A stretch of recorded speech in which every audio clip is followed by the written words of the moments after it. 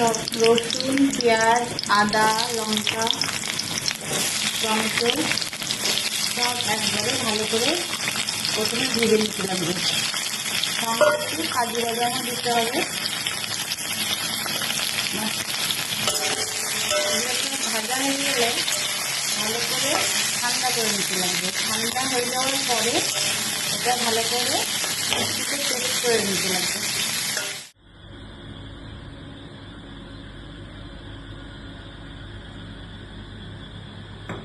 প্রথমে সাদা তেল দিয়ে দিলাম, তার মধ্যে দিয়ে দেবো কিছুটা বাটার।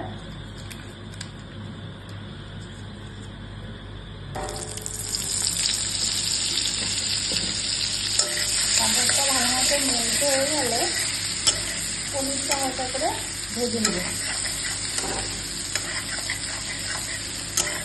আগে যে মশলাটা আমি ভেজে রেখে দিয়েছিলাম সেটা পেস্ট করে রেখেছি, পেস্টটা ভাজা পনিরের ভিতরে দিয়ে দিই।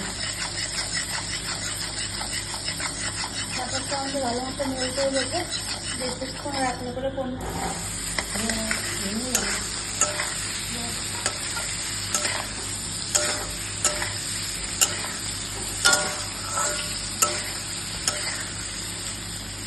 হালকা ভাজা হয়ে গেলে এর মধ্যে পেস্ট করে রাখা মশলাটা দিয়ে দেবো। মশলাটা অ্যাড করে দিলাম।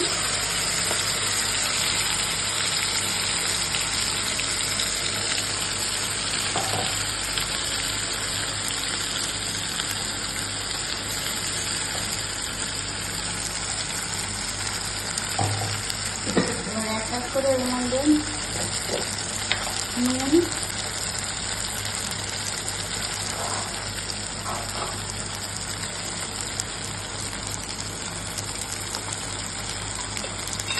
লাল লঙ্কার গুঁড়ো,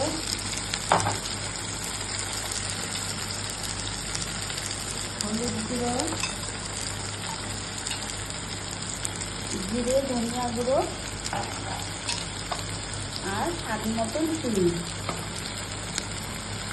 সব দিয়ে ভালো করে এবার মশলাটা কষে নিতে লাগবে।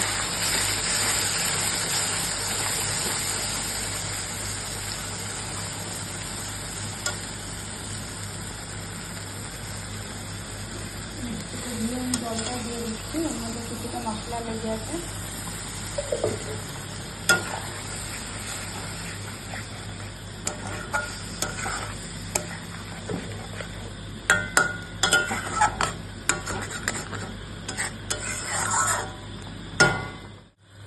তেল ছেড়ে দিয়েছে, এখন উপর থেকে অল্প গরম মশলা আর একটু কসুরি মেথি দিয়ে ভালো করে নেড়ে চেড়ে নামিয়ে দিতে লাগবে।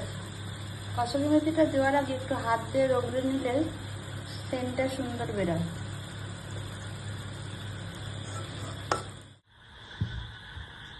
বাটার পনিরের কথা শুনে ছেলে আবার আবদার করলো, মা তাহলে বাটার নানও বানাও। তাই একটু চেষ্টা করছি দেখি হয় নাকি।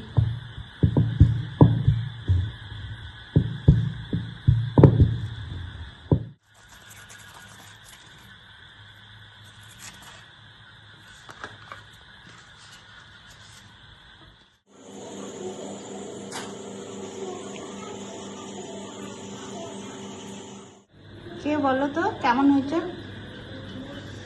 দাঁড়াও দেখি।